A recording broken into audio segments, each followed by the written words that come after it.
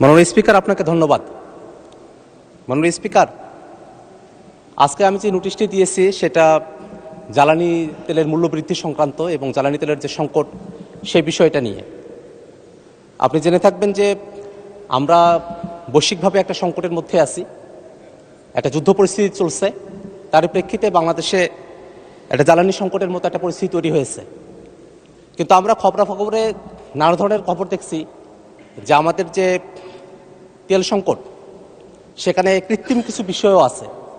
সেই বিষয়গুলোতে আসলে সরকারের পদক্ষেপ কি সেটা আমরা এখনো পর্যন্ত ভালো করে জানি না।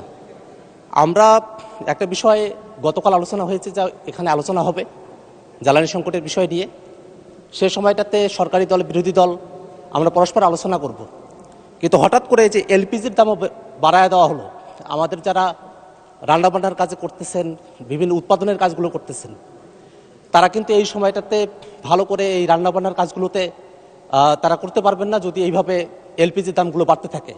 এই কারণে আমরা সরকারের কাছে এই বিষয়টাতে আহ্বান জানিয়েছি, যাতে করে যে দামটা বৃদ্ধি করা হয়েছে সেটা যেহেতু মাত্রাতিরিক্ত, এই মাত্রাতিরিক্ত দামটাকে কমায় নিয়ে আসে, যাতে একটা সহনীয় পর্যায়ে এটাকে নিয়ে আসা হয়। যেভাবে ওভারনাইট তেলের দাম বাড়িয়ে দেওয়া হলো, জ্বালানির দাম বাড়িয়ে দেওয়া হলো, এটা জনজীবনে যে একটা নেতিবাচক প্রভাব পড়েছে, সেই নেতিবাচক প্রভাব থেকে বেরিয়ে আসার জন্য আমরা সরকারের কাছে আহ্বান জানাবো। আন্তর্জাতিক পর্যায়ে কথা বলে এবং দেশীয় যে সংকটগুলো আছে, মজুতদারি চলছে, বিভিন্ন জায়গায় সরকারের কিছু ফেলিওর আছে, সেই বিষয়গুলোকে অ্যাড্রেস করে যাতে করে এলপিজি সহ অন্যান্য যে জ্বালানিগুলো আছে সেগুলোর দাম একটা সহনীয় পর্যায়ে নিয়ে এসে জনজীবনে একটা স্বস্তি নিয়ে আসা যায়।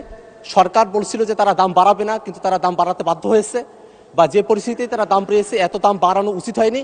আমরা মনে করছি দাম কমিয়ে নিয়ে এসে জনজীবনে একটা স্বস্তি নিয়ে আসতে হবে।